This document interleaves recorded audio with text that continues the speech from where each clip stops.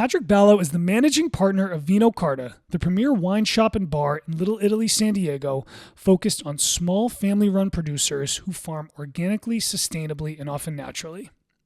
As Vino Carta celebrates its 10-year anniversary, Patrick and I sit down to reflect on how the shop has become part of the Little Italy community and what that community has given back in return. Vino Carta's 10-year anniversary block party takes place May 30th, with tickets available online at vinocartasd.com. Welcome to Wellness on the Rocks, Patrick Ballow. Did you grow up here in San Diego? Until I was about 8 years old, and then my folks moved us to the East Coast, and I grew up in the Southeast until I lived there, went to high school there, went to college a couple of years in Charleston, and then moved back. And that was 27 years ago that I moved back. South Carolina, were you like doing the whole restaurant scene down there? I have some friends who've done that. No, but I mean, it's definitely a place that, hospitality is on another level there. And even when I was in school there, it's nowhere what it is now. But it definitely, inspired. It got me thinking about, oh wow, it's a pretty fun thing to do in terms of hospitality and stuff. Yeah, I have some friends who have they did the South Carolina thing, and one of my buddies who used to work at Time Out Sports Bar just left to move to South Carolina. So there's that East Coast, West Coast connection and stuff. Yeah, I think it's a pretty attractive. You see it happen a lot, right? I mean, people are moving to South Carolina, North Carolina. You see what things cost. Oh, that's a huge one. Yeah, I mean, like my folks, modest incomes in Southern California, and then it's almost like irresponsible for me to stay here long term financially. It's tough. It's tough. I mean, like there's that pull, but. I'm just, at this point, I'm pot committed. Yeah. Well, you got your kids and family here. It sounds like you guys have a good thing coming here, going on with Vino Carta and Bottle and Craft and everything. But thank you for joining me today, man. I appreciate you, taking My the pleasure. time out Thanks of your for day. having Cheers. me. Yeah, cheers. Cheers. Welcome to the pod. Welcome to Wellness on the Rocks. Yeah. Vino Carta, Bottle and Craft. I've been spending a little bit of time here. I first, some of my bartender friends and my friend Zach, we come here sometimes after our shifts, but over the last few weeks I've been coming here, and it is really this like cool, intimate date night spot, but almost like very approachable to everybody, kind of the energy here. I'm glad it comes across that way. I mean, that's I think since day one of the ideas that we had about what kind of space we wanted to create, I think, over the years, I've been to a handful of places that didn't feel comfortable. Yeah. That maybe were for a different generation of wine consumers at times. And so we wanted to make sure that we felt comfortable for a broad number of people, big tent idea. So. Yeah, well, I think it totally plays. We came in here last week, and it was a quiet weekday night. We were talking to Sam. He was behind the bar, and I think there was just one other couple sitting over here, and we were kind of doing some tastings with orange wine. He was telling us how he's been here for 6 years, and he surfs, and it's very, regular-based, comfortable, and I don't know, I just, It's been a cool experience getting to know Little Italy. Coming from me, I'm over in the Gas Lamp. Right. I bartend at Stell Public House. It's an Irish pub. But so when you guys, I read that in 2011, this was your first primary location. Yeah. So Bottlecraft started here in 2011. Yep. Yeah. This was home base, and I remember coming here with my buddy who lived down the street at the time, and there was so much excitement and energy. I think it was just as the craft beer sort of craze was starting to take over.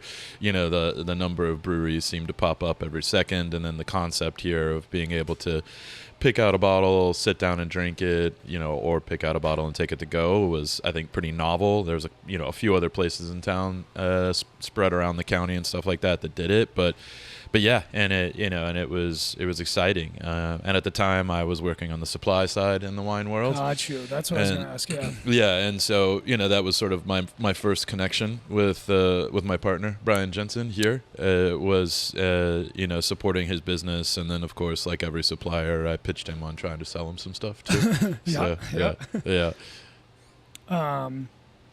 So you guys came together, and so it was you and a managing partner. So had Bottlecraft already been here before? Yeah, so Bottlecraft started here, and then a few years later, Brian wanted to shift the format of the business, and an opportunity came up just up the street. Okay, gotcha. Where he could install draft lines, and there would be built-in refrigerators, and it was an opportunity that couldn't be passed up.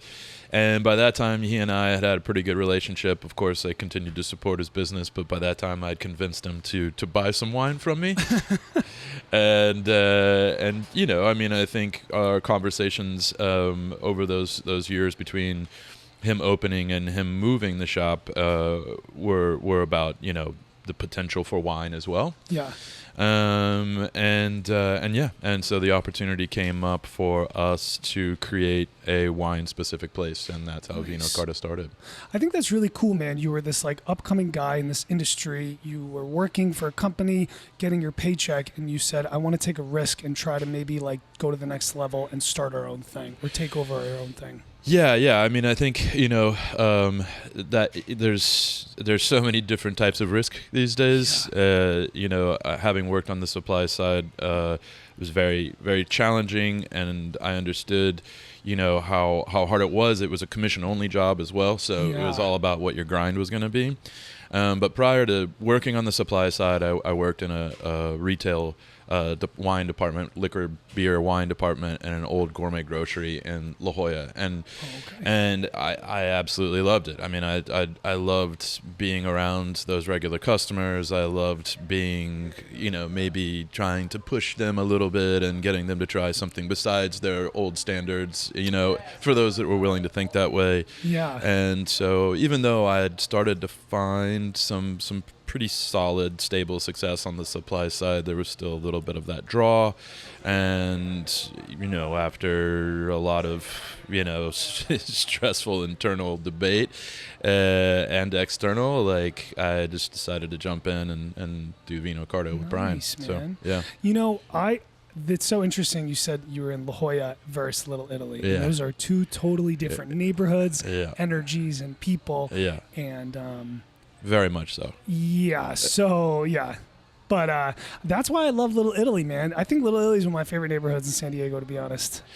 Yeah, there's something about it that I think, over the years, there's a part of Little Italy that is very much where it's the core of where visitors go, right? Yep. But then there are these elements of Little Italy where it's very much localized. And then you get the blending of certain places. So, there's not too many neighborhoods in San Diego that are like that. I feel like North Park and South Park are very localized. I mean, I suggest and encourage people to go to those neighborhoods when they're visiting all the time, because I think it's a great representation of what San Diego is in terms of the people and the places. But Gaslamp, has that sort of visitor draw, and there's definitely businesses where locals go, and there's a lot of people that live down there. Yeah. But it doesn't always attract folks from other neighborhoods. It's, what it is, dude. Working in the Irish Bar Style Public House, it's hard for me to get my bartender buddies in North Park, South Park, to come Mission Hills to come down to the Gaslamp. Yep. Because of things like parking, the transportation, the homeless. Yep. And I'm not trying to bash the Gaslamp, but it is one of the realities. Yeah. And it's tough, dude. And it's I've only been here in San Diego for 4 years post-COVID. Yeah. But I hear it was totally different beforehand. It was. I worked down there in the early 2000s before they even built the ballpark. Okay. And I think at that time it felt like it had a more blended draw. It felt like the first big metropolitan neighborhood for San Diego. Okay. I mean, because, North Park and Hillcrest, these communities had, sort of a burgeoning nightlife scene, but like not like the big grand feeling of what Gaslamp had, like people were still going to Horton Plaza, and stuff like that. I'm not trying to like bash the Gaslamp either. Like I love the Gaslamp, and I think that's one of the reasons why I do this podcast is to connect with the good people who are in the Gaslamp in Little Italy and stuff, to showcase there are some great restaurants, bars, individuals down here who are doing their thing. Yeah, absolutely. I remember going to Stout before it was Stout. Oh, it was a place called Cerise Cafe Cherie or something like that. Yeah. It was a pretty talented chef that was in the kitchen, and the space had like a real like mystique to it. Like it had like almost had like a Stanley Kubrick vibe in a way, and that's a really funny way to put it. And then there was like that upstairs bar, and so Yeah, that the space is actually 100 years old, and I have photos of it from the 1930s, and it still has that same structure with that like staircase that goes up and the mezzanine upstairs, and it's cool, man. Stout's been around. We're coming up on 19 years, and that's awesome. I've been a part of it for 4. It's a small mom and pop family-owned Irish pub and sort of industry bar, and it's allowed me to get to know a lot of the people who work here in this neighborhood, and I think it's one of those places in Gaslamp that is an institution for locals, where there's so many businesses that are sort of designed for visitors. It's great that you have these sort of pillars like Stout. Yeah, man, I feel that way too, and I feel like where the restaurant industry is today in 2026 is. Sometimes I go into restaurants and bars and I don't necessarily feel that I get that hospitality feel from the people working there. And kind of some people just put their heads down and go to work and make the product and sell the product, and they don't, I don't know, at least at Stout Public House. And what I felt when we sat here with Sam the other night is like that personal touch and that sort of like connectivity. And I think that's such like an important part of hospitality. Do you think that's something that comes about like from city to city? Meaning like if there's like a city that has less of a tourist draw than another, like do you feel like the servers and restaurants like understand that the people who come in to see them you're gonna see them more often? Like totally. I've always wondered about the sort of, we talk about it a little bit, but I would say like unspoken effect of a tourist town on, what kind of restaurant you're going to get, what kind of hospitality scene you're going to get, what kind of hospitality inside the places you're going to get. It's true. It's just... Yeah, it's a good way to think. I mean, San Diego is definitely a hospitality city with the convention center and everything like that. And maybe we do. Maybe like... maybe it is just a reflection of that. Yeah. But I don't know. Even with the tourism that comes in, we have like locals from like Europe and England who come in, and because there's so much tourism, they're here once a month, once every couple months. We've been able to foster those relationships. So I still think that like, even though it is kind of like the turn and burn and it's the Gaslamp and the ballpark and the chaos and stuff, I think that like that aspect, I feel like anyone can make a cocktail or, drop a dish off, but like what elevates us in this industry is like the ability to, I guess maybe I get too much of that sometimes, but I don't know. It's just a thought. I mean, it's a focus for us, right? I mean, like in a very competitive market where, like there are a lot, especially even more now where, statistically less people are going out, or people are going out less often than that they used to. Yeah. It's like, how do you separate yourself, or how do you put yourself in the front of their minds to be the place where they go on that occasion? And it's that high level of consistent care and hospitality and making them feel good about being in your space, whether they're local or they're from out of town, only going to be here one time or coming back repeatedly. It's interesting. Yeah. So I have a question for you. Okay. So speaking of that, I do this hospitality podcast. My wine knowledge isn't quite up to par with everybody, but I do like it. I'm learning a lot. Coming here, I was trying orange wine the other night. I didn't even know orange wine existed before a month ago. But like, let's say somebody came into your shop and sat down and said, just like, I just want the cheapest wine. I don't care anything about it. Like from a hospitality standpoint, like where do you go with that?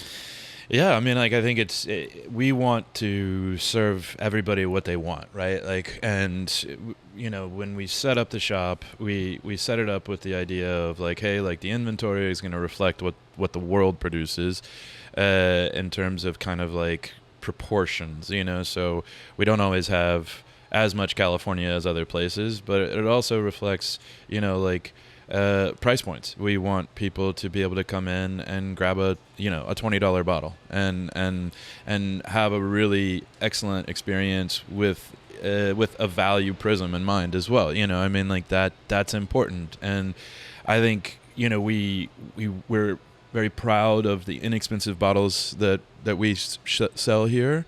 So, don't skip a beat. Find them something that fits beyond just the price point, like maybe a specific flavor profile, and then go from there. And that's a part of our business as much as we want to sell really expensive wines too. Yeah, you want to have things approachable for everybody. Absolutely. Like that. There's a great value in what we offer here. As the way the expenses of running a restaurant, the expenses of running a bar lead you to create a particular pricing formula. Yeah. For cocktails, for wines by the bottle, for wines by the glass. That's the way it goes. In this space where we're technically classified as a bar, but we have a retail license, being able to offer wine at retail with a small upcharge to consume it on premise, and at the end of the day, what you are able to do with the dollars there is it's a value compared to going out to a restaurant, and so. Yeah, we love that we can provide somewhat of a value experience. I love to go to restaurants. I love to go to bars, but there's no doubt that it adds up. It adds up quick, yeah. Especially if you like to do it often. Especially if you're in the industry too. We're in San Diego, Southern California. We're not in like the middle, in these little small local towns here. Mm-hmm. Things are expensive here. Rent is expensive here. I think about those things, those like financial decisions.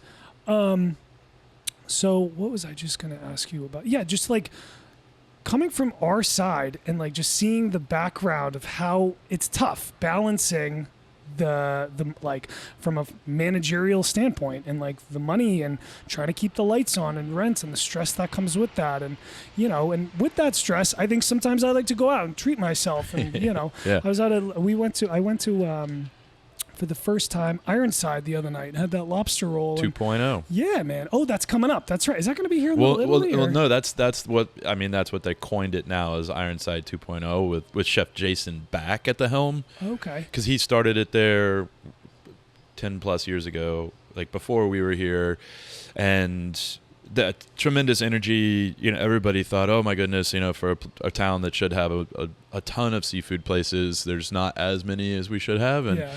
And then he spent some time away doing other projects, and now he's returned, and so it's great to see him back. So yeah, I'm seeing all the stuff in the articles, and you read all the things about Consortium and all the bars they have and stuff, and they're always doing these cool, creative new projects and stuff. And some people love the Consortium restaurants, some people kind of give them some criticism and stuff, but. I don't know. I think they have like over like 600 employees and stuff like that. I have some really good friends who have come through those programs and stuff. So for sure, it is kind of what you get. Yeah. How was it? I was good, man. I had the charred octopus and the lobster roll, which they said was like the two fire things. So you're from the East Coast, right? I'm from Massachusetts. So lobster rolls got a tough. It's got a tough height to live up to. Yeah, no, they did a good job. It was a nice toasted bun, and it was like very fresh. I was gonna see I wonder if they get those lobsters from out here, or is that like an East Coast thing that they ship them out? I have no idea, but yeah, I would assume it's out here. Yeah, I don't know quite the region of how all the seafood works and everything like that. I'm still learning. But, no, man, there's some great restaurants here in Little Italy, some great bars. You got like the staples like Waterfronts and Princess Pub and stuff. But it's just about exploring, man. It's like exploring North Park and stuff like that. Yeah, it seems like there's, even in this like climate, of challenge and maybe not as many people going out there, you see a lot of places still opening up. And it's almost like, can you figure it out? And it's like as the years go on, it's like the whole culture, the industry changes, the expenses changes, and it's like you have to keep having that mindset of like adaptability and pliability with the hospitality industry. I think the last 10 years, I think that's been a huge theme for us. Like starting out, I had like a specific idea. It was based off of places that I loved that I'd gone to before. It was based off of things I observed, being on the supply side. And I was like, okay, like we're going to, piece this all together, and this is the way we're going to do it, and this is the way it's going to be successful. And, there wasn't that immediate success that my ego thought there was going to be. Interesting. And so, you start going, oh, okay, well, let's see. Is this necessary? Should we tinker here? And what were some of those things that you thought at the time? I think, the classic retail wine shops that I've been to in the past that I was inspired by before we launched this place, you'd see case stacks in the corner, and you'd see different types of wine, different price points of wine, and I think there wasn't something that we thought about in terms of, okay, like what's parking like? Like how easy is it going to be for people to walk in here, grab a case and walk to their car easily, which it's just not. I mean, like it's like if you're going to be that kind of shop where you're pricing things at a place where people want to buy a case, you gotta have better parking than what we have, and then. So like you start saying like, do we need this much inventory, right? Like, do we really have to have this much inventory? And you start thinking like, all right, like, well, should we be doing this with the Buy the Glass program and all these things? And through a process of learning and elimination and deductivity, like you get to a core that works, and then all of a sudden something like COVID hits, and then flips everything upside down. And then that everything that you learned over the first few years you're open is completely null and void. And then you operate like a delivery service, and then after you're done with that, like nothing is like what it was before. It's just you have to you go at that pace now. And so yeah, and I mean, and I think right now we've spent the last few years coming out of COVID figuring out what it is, this new sort of approach, and then you find a rhythm, and I'm sure there's going to be something soon, that flip it upside again. Yeah, that you just go, oh, well, let's change. Orange wine is a good example, just as like a specific thing. Orange wine has been celebrating a renaissance of sorts for the last like 6 years, right? Really? And a few years ago, we had more people walking through the door asking about orange wine as a category than anything else, and these were people just getting into wine. And that's kind of fizzled, Huh. And I mean, there's an element of novelty for a lot of these wines, where people who are getting into wine, they go, oh, I haven't tried a rosé, oh, it's not all sweet, that was the mentality it was sort of before orange wine, and oh, I haven't tried a chilled red, and then it's orange wine. Now their sort of experience of enjoying wine has reached a level where there are not too many novelties left, so now they've kind of like found a calibration for their preferences, and so it's less categorical. People are starting to understand what they like with their palate and everything. Absolutely. Like that. I mean, you're still going to have lots of people new to categories of wine ready to explore it. Yeah. But it's just not the critical sort of peak that it was maybe a few years ago. So for someone like you who's been in the industry for so many years, like, has your palate like changed over the years? Is that something that happens? Absolutely. What's that like? Like, I mean, I equate it to like, music, I mean, it's like the music. I love the expansive world of music because it's seemingly endless. There's so much discovery out there, and it matches up with time and place and company and where your head is at in life, like something moody or something like that. Wine, I feel like, has like a philosophical parallel there, but it's always there for you. It's not like you say, I'm a Chardonnay person right now. You say at a particular dinner, I feel like a Chardonnay, and then the next dinner you say, I feel like a chilled red. Whatever it might be, but yeah, I mean, like when I first got introduced to wine, the focus was, wow, Napa Valley is really cool. right? And it was a different place, 20 something years ago. But the wines that are produced up there, don't align with my preference these days. Huh. I've the higher alcohol wines are a little, they're more challenging for me to enjoy than a lower alcohol style, right? I mean, and that's kind of, it's a broad generalization, but it applies to a lot of wines up there. Interesting. So, yeah. I'm thinking myself with like beer and whiskey and stuff. When I first got down here, it was like beer and a shot, like getting after it IPAs, and I had to slow that down. Now I'm doing like light pilsners, and like I lost the shot. I rarely drink whiskey. A couple beers after my shifts, but you go through these waves. It's so funny if you for me, if I ever had, like, if I was going through a hard time and I was drinking something, I like equate that with like that moment. Sure. You know what I mean? Where it's like if we were celebrating and I found we got new Ballast Point, their super lager that they just released from the Padres. I'm like, oh wow, this is great. This is a cool new thing. I'm going to the It is interesting from like a psychological aspect and marketing, how we relate those things, Yeah, I mean, I think that's where champagne has, thrived over the years. It's just like they've done a wonderful job of equating it with celebration. I mean, and we of course we try to convince people that it's more than just that, but it is great for that. I mean, like you pop a bottle of champagne for like the big moments of your life. So So. I randomly I did like a champagne post shift drink a couple months ago, and I was like, oh, this hits a little different. You know what I mean? Like that, like the sparkling, that everything like that. Now, was this super late at night? Like 2:30, 3 a.m. champagne, just like, oh, that was a hell of a shift. Yeah.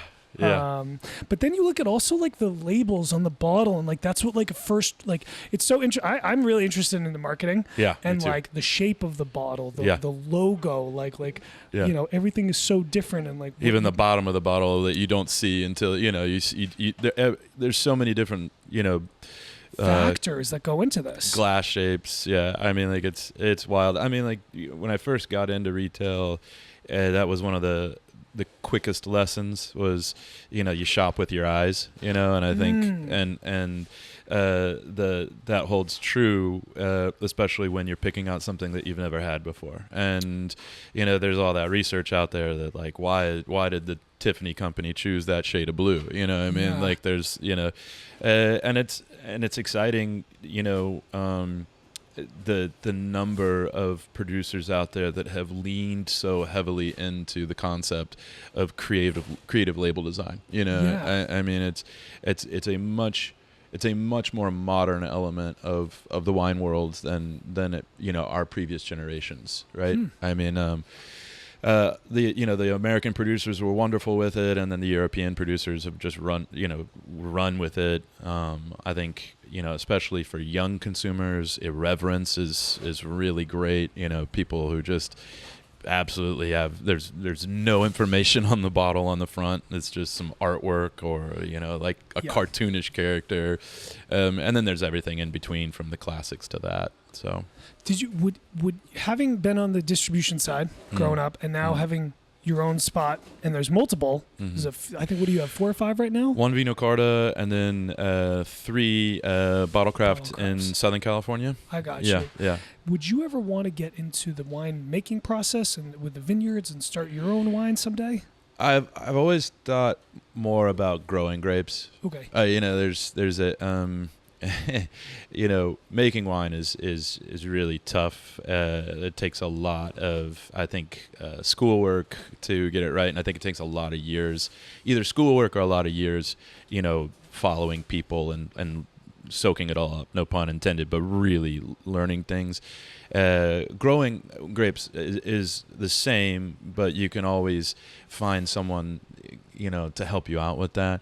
We're releasing our first house wine here. Oh, nice. For our we have a big 10-year anniversary party coming up, and we've never had a house wine, And so we went up to Brock Cellars in Berkeley. Chris Brockway's old friend, wonderful guy, very generous with his time, and he produces a ton of great wine, all from organic sources. And we had the opportunity to do some blending exercises with him, which is a lot of fun, and you sort of have a particular flavor in mind, and then he brings you components, and then you sort of chase it down. You chase down that flavor you're looking for. Interesting. But making wine, I have the utmost respect for winemakers across the spectrum of styles, because it's a scary thing. I mean, you never know how things are going to react. There's a million different ways you could do it.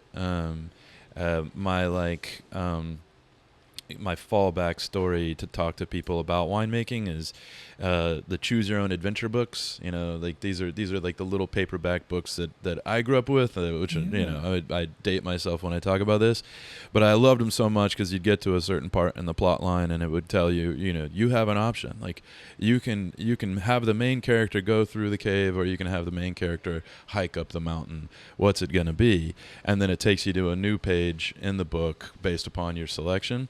Winemaking is like a million of those moments, from growing the grapes to harvest choices, to what you do with them immediately after harvest, to vessels, to open top, to closed, to all these different things. And so, I'm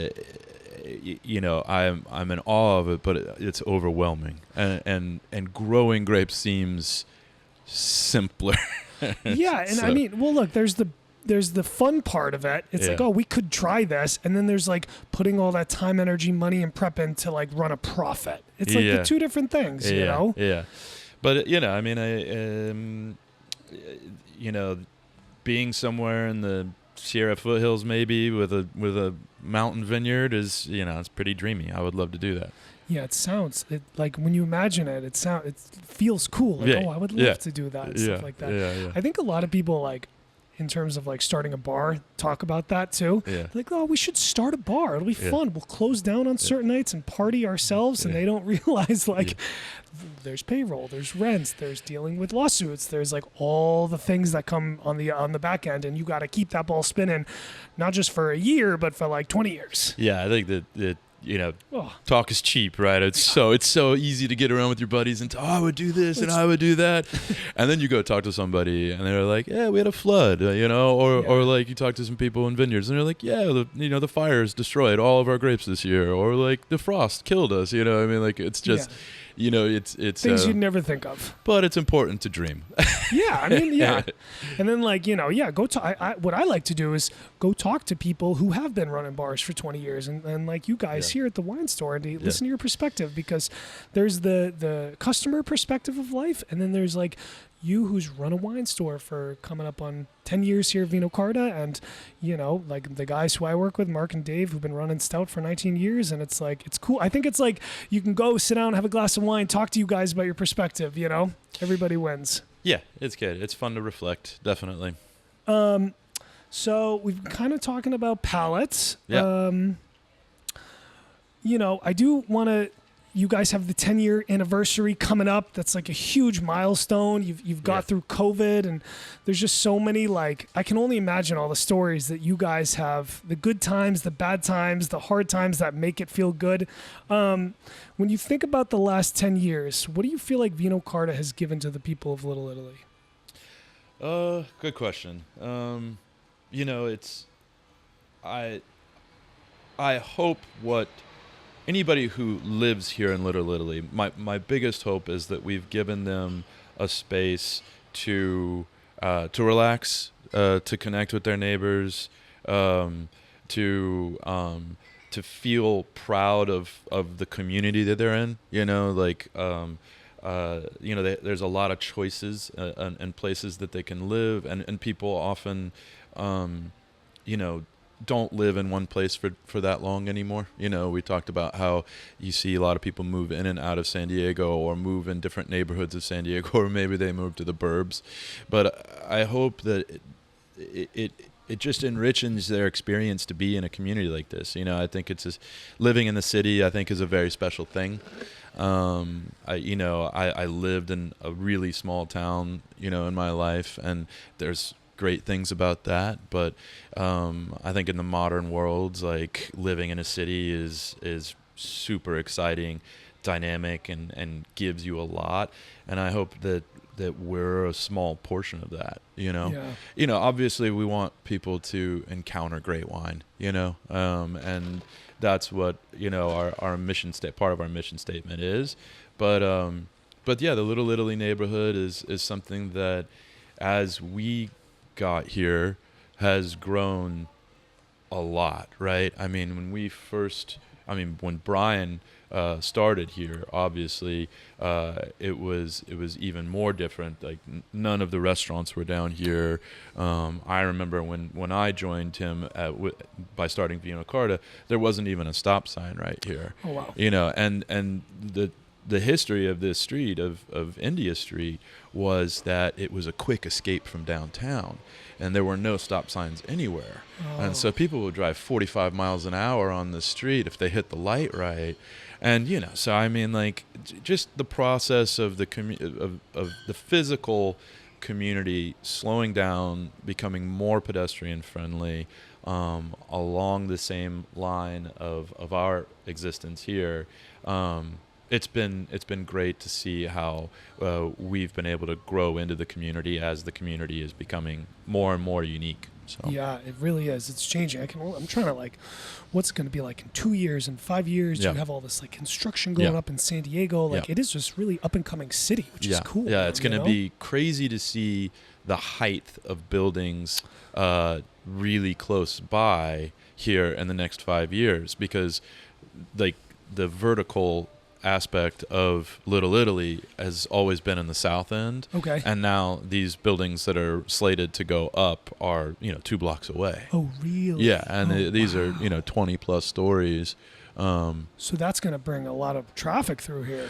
Yeah, I think, you know, I mean, everybody's, you know, mindful of what it means for street traffic, for cars, but, you know. No, I'm sorry, I meant just like people, like foot traffic. Yeah, that kind of traffic is what, you know, we are excited about. You know, I mean, I think density is something that you don't, like, always think about with San Diego. You know, it's pretty spread out. It's very spread out. You know, it's a big city, but its core is relatively small compared to other cities that don't have as many people compared to, like, Los Angeles. And so, we do have this tight knit thing. It's spread out, but I run into people. I was at Trader Joe's last night up in Mission Hills. I ran into my bartender buddy. I'm like, hey, what's up, dude? You know, it's weird. Yeah, the downtown area has, like, that small town vibe at times, because you see all your neighbors and buddies and patrons and stuff. But I mean, it's ever evolving. CH has their projects coming up over here. Coronado too, but now Coronado. Is there one going over here that they're putting in? Yeah, they have, like, I think it's still on. It's like a hotel concept. Oh, so. I heard they're putting in a hotel to Coronado. Yeah. There's another one. Oh, they got multiple. Dude, that's crazy, that place. Oof. Yeah. And it's a full block size project, I think, over here. Oh, wow. So, but yeah, I mean, it's not something, because before I did this, I was only retail or supply side, and then I worked on the restaurant, on restaurant floors, like a lot of us do. But I never managed a bar or anything like that before we started this, and so that has been a treat. You know, I mean, like, you know, feeling a part of a community on that level has been not something I anticipated being so rewarding, but yeah, it's been an incredible experience that way. Managing a bar is so different than working as a waiter, a bartender, a sommelier. When you're running the show, man, it's different. Yeah. It's different. And with the retail and everything like that. But just like, it is like, you know, look into the future of San Diego and this neighborhood. I feel like sometimes we get so caught up in the moments, and sometimes we forget to think about our future working in this hospitality industry with the pace of the restaurants and the late nights and the chaos. And I think that's one of the reasons I started this platform, is because as Stout's an industry bar, I talk to people from all walks of life in the restaurant hospitality industry. And I just thought it would be like a cool idea to create this platform and to, like, reach out to people who have been successful and ask them for their advice and their feedback and stuff like that. And like, I have to remind myself like that too. Like, I always think about things in like 3-month increments, and I have to just slow down and remember, like, in a few years, this whole thing's going to be different. And to like, just little things like save your money, take care of your body. Like, that's a tough part of the industry, isn't it? Yeah. Yeah. It is, man. Yeah. You know, I get out of work at 3:00 in the morning a lot of nights, and you know, it's just like when you're trying to have a relationship in life and a plan for the future, if you want children, if you want a family, it's like we gotta, like, you know, it's like San Diego is like the beach party life. Yeah. And it's very easy to get caught up into that. Yeah, and then your body doesn't rebound as quickly as it used to. No, it doesn't. And just the decisions and the people you make and stuff like that, and the stress. So it is cool to like think about the future of the city and our careers and stuff like that. And like, so what do you think like the next 10 years of Bottle and Craft and Vino Carta looks like for you guys? You know, I mean, I think the shift that we've seen over the last few years or our strategy shift over the last few years has been like, you know, more gatherings in the bar space, you know, more, you know, like, we know that we provide a retail set that is pretty unique. We have no doubt that there will be, you know, new folks coming along and doing exciting things on that level. We want to try to continue to emphasize events and programming and you know, those kinds of things. I think, you know, that we focus on what we can do well, and we celebrate the industry. We know it's competitive, but we celebrate what we try to do best. What would come in the next 10 years? Yeah, it's tough to say in a way. I personally believe this trend right now of people of drinking less is not necessarily temporary. Wow. I think that there's just a calibration, but I think people will find the moderation that's best for them. You know, I think that the pendulum is always swinging.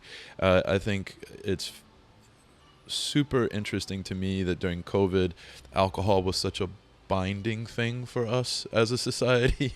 It was people doing Zoom tastings and wine clubs and everybody making, I mean, my coworkers, we were making our own daiquiris at home and trying different rums and that kind of thing. And then the burst of energy and the celebration of being able to be outside and sort of unchecked you know, activity and going out, and then the pendulum swung and the pendulum swung back and it went probably back beyond what the equilibrium is, but I don't think it's ever going to go back to what that sort of energy level was coming out of COVID. Oh no. You know, and I think, you know, over the years, people have become more mindful of what's in the ingredients list, right?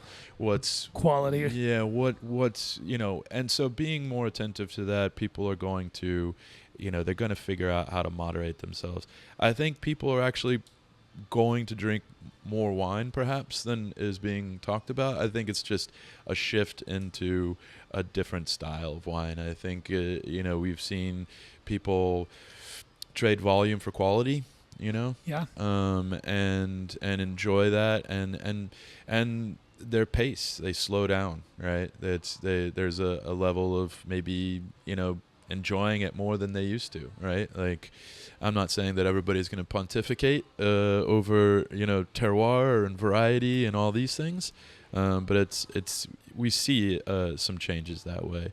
But yeah, and I think young people are going to actually come around to it as well.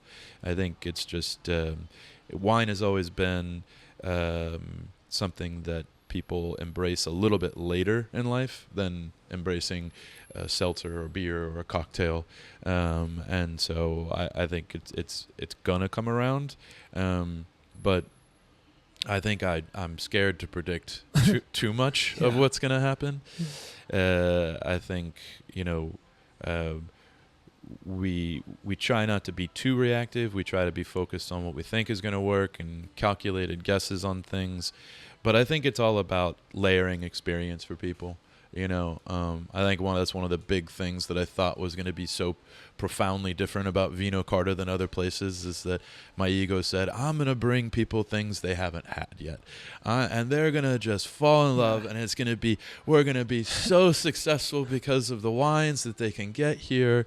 And yeah, I mean, we've had some success because we've broken away from some of the formulas of other successful places. But the reality is that it's a part of an experience for most people. It's not a focal point of an experience, and I'm so okay with that. Yeah.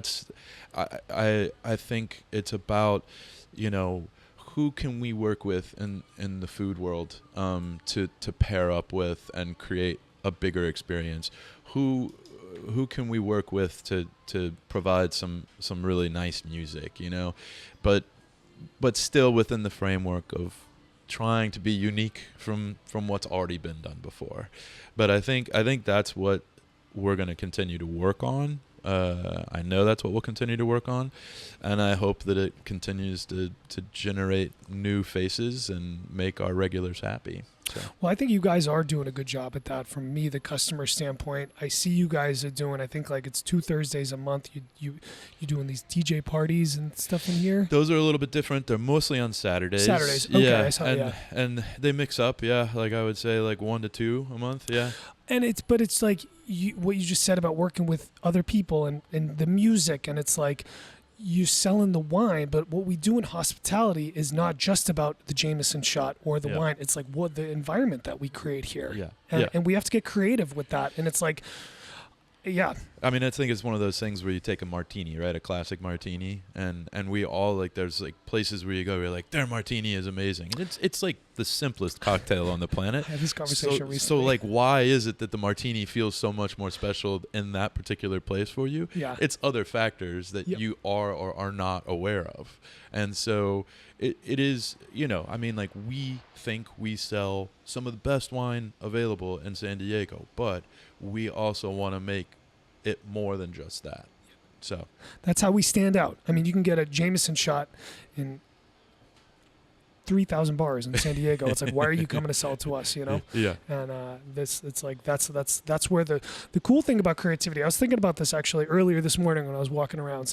When you work in a restaurant or a bar, there's some of these places that are like really high end. We want this. We want you to serve like this. We're going to do this. It's like the military. It's a ship, whether it's Michelin or whatever it is. And then there are places that are mom and pop and that are local and that are kind of just like hands off. And they say, hey, you guys can do whatever you want. And there's pros and cons to both. Stout Public House, I have a lot of freedom behind the bar. They trust me. They say, Taylor, run the show. And I think the customer sometimes thinks that maybe those high-end places, it's like the status thing that like, oh my gosh, those are the best jobs to have. But I think some of the local mom and pop places, there is this freedom of expression and creativity behind the bar where we can being in that environment is where you can create gold. I think it's such an interesting life theme though, right? Is like figuring out the balance between stuff that needs to be consistent. Yeah. And then combining it with the things that are dynamic and freestyle, right? I mean, like there's that I mean, the yin and yang of life, right? Where like, you want to feel free, you want to feel like the most empowering parts of human nature, but like there's also a part of you that's very safe in the grounding part, and the consistency of certain things makes people, it's like the whole martini thing. Why is it, because you feel like you're going to get that every time, that's that comforting thing. But then there's also that part of the experience you get with your bartender that is dynamic, that is free. It's not robotic, right? Like, and I've that part of it in terms of both personal and business, as I've searching for it, right? Like you're searching for something, you don't know if it's never going to be the same proportions, based upon your customer or whatever's happening in your life. But I love that interplay of those things. Yeah, it's like a gamble. Like you roll up to the bar every night. Yeah. Has the bartender, is he Yeah. hungover from the night before? Is he and it's like Yeah. it's like you can get different things every night. Do I you know. split your tins or you take the easy money? Yeah, you know, and that's our choice, and we get to make those decisions, and it's fun to play with that. But I'm always just looking for like creative new ways. I think it's hard, you know, at a place where you're all regulars, like we were kind of talking about earlier with the gas lamp and like tourism and stuff. And it's one thing, I think, when you have a lot of tourists, you can kind of just like do the same thing every night and go through the motions. But when you have all regulars like a Vino Carta or a Stell Public House, I got to find new ways to come up and like I can't just be the same guy every day. I have to constantly like push my creativity and how I run the bar and how I interact with guests and talk to them and stuff like that, because, you know, we're on stage every night almost, you know what I mean? Is that something that you feel like is really rewarding for you? I mean, is that part of like the thing that generates good feedback for yourself? It is. I think I do think about like, do I go in for just a paycheck, or how do people feel when they leave the bar and stuff? And you know, we did this thing on Monday night at Stout where it's a local neighborhood Irish bar, and long story short, brands reached out to me to promote their product, and we turned that little Irish bar into photography, taking photos with tequila, bringing the bottle out, bringing it around, and all the regulars were like, whoa, what is this? We have never seen anything like this here before. And we wake up the next morning and everyone was in the text like, that was so cool, that was so unique. And it's like, it's like just playing with that little touch is can be very rewarding. And so, there you go, there's that like wild card for you know, that generates something, that, you know, beyond the consistent day-to-day kind of thing. So it's cool, man. But I'm just looking around here at some of the cool stuff you have here. It's a very pretty shop. Thanks. Well, that's the beauty of all this work that these winemakers do with their labels, right? Yeah, they kind I mean, there's a mosaic when you line them all up, you know, and it's, you know, and I mean, and these guys do an amazing job. You know, that's one of those things we try to keep consistent. Is all the bottles got to be on the edge and everything like that. So it looks tight and clean. I know we got the San Diego FC here, and yes. So we've been going for about 50 minutes, man. What are some things that you know? This is a chance for you to put the word out about Vino Carta and Bottle and Craft. Like, what is there something? What's like most important to you at this shop?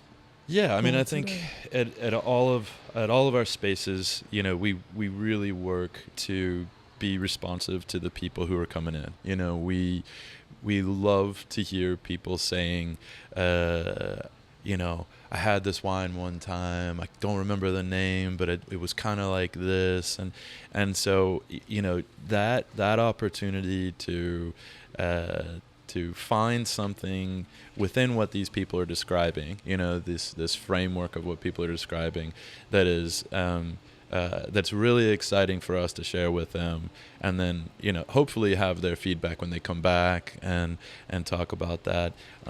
That's really exciting for us. We love that opportunity. Obviously, we want people to hang out with us and to drink it here, but you know, also being a father and knowing how important it is to enjoy your time at home. This is a special place where you can grab something to go and enjoy it with your friends wherever you go, or have it here. It's exciting for us. I mean, the Bottlecraft staff at the various locations do a tremendous job of that. They have a huge amount of enthusiasm to share what they know and learn about the beer world or the spirits world and the wine world in those places, and in here with the wines and vermouths and those kinds of things.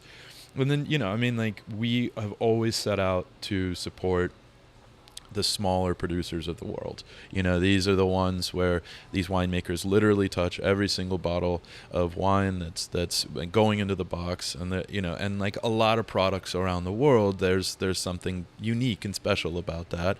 And we believe really strongly about the importance of organic farming. You know, this is an agricultural product. You know, things that are used to grow or to,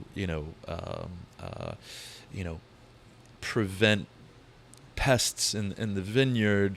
You know, they need to go away before it's turned into a product that we consume. And so organics is really important with us, and simple sort of old school winemaking where there's not a whole lot of tinkering and intervention and added enzymes and elements like that to get to a desired result, to sort of force it into a profile. That takes romance away, I mean? And I love beverages of all kinds. It's something that's great like that, but there's a romance to the agricultural side of wine that is separate from a lot of things. I mean, I think you get mezcal has that, where you talk about like different types of mezcal and tequila and that kind of stuff. But wine is pretty unique that way, I mean, like there's a difference between a Pinot Noir from Santa Barbara or Sonoma or France or New Zealand and why, and it's because of that geographical point on the planet. And so those are the elements we really get excited about. We really celebrate. Obviously, we can nerd out with the best of them. Yeah. But in the end, we, like I said, we love to be a component of someone's time to relax in the city they live in, and that's what we get most excited about. Hell yeah. Do you have any recommendations? Something new you're trying lately? A red, a white, an orange, rosé, something that's exciting you right now?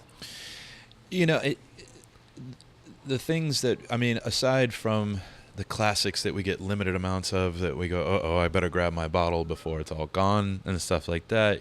I still love just about every category of wine there is. There's I love how much Riesling we've begun to sell over the years, which is a category that everybody put into a single box and just avoided.